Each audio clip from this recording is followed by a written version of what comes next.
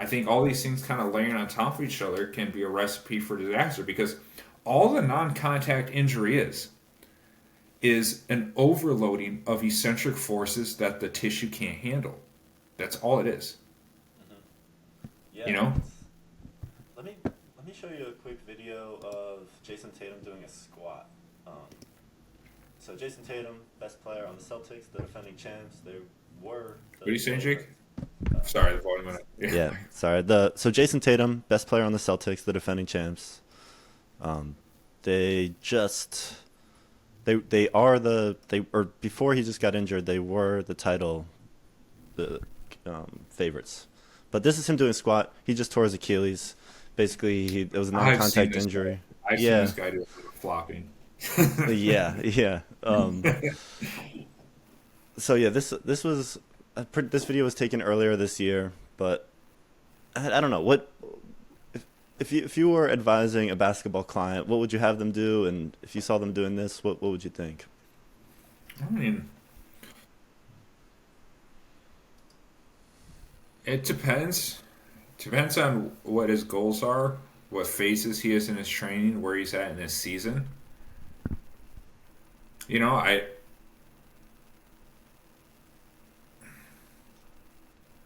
It's a little I don't know. instability in the Really, if, knees. It's not nothing that crazy, but I no, don't know. I don't think trap bar deadlifts are that bad. I think it's. I would probably want him to do it a little differently. Like if he's off season, he wants to throw in some trap bar deadlifts, like it's platform, so he's only getting about like a low flexion. He's getting like a quarter flexion out of the legs. I think it's all right. You know, I don't think it's really gonna ruin an athlete. You know, if they do it. I think it needs to be programmed properly. I would prefer him doing something else, to be totally honest. But if that's all he got now,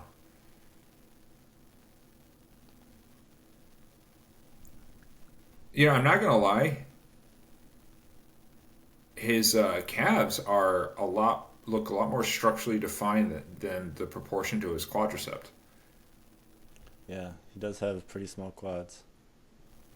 You know, and okay, so I'm just gonna say like my instinct, just kind of watching him, Hmm. and throw more clips so I can see more of his Yeah. biomechanics. The more I can look at him, the better I can kind of determine maybe why he was prone to something like this. So yeah, there we go. Let's get a look at his legs. So he's a very long tendon driven athlete. Like look at those hamstring tendons. And looking at some of his videos, he doesn't seem like he develops a huge amount of like his muscle bellies aren't huge. Now his calf development looks a little higher than his quad development. You know, maybe that matters, maybe not. But that would kind of like I would maybe wonder if maybe his calves do a lot more of the work than say his quadriceps. And the reason why I say this is because I've seen something similar.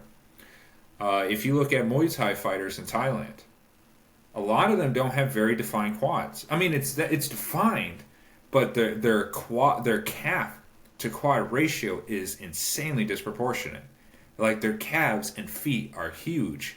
You know, these Muay Thai fighters in Thailand in comparison to their quads because they use them more. It gets more work, it gets more development.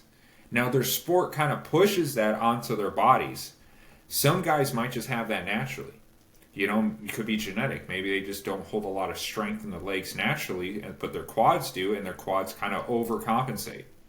I would really like to see his feet. If I can see him barefoot, I could really get a lot more idea of why this happened to him. But yeah, Yes. that's just an You can see the interesting video of point. the tear. This is what happened. So he just Yeah, was that right? He basically just left his heel behind.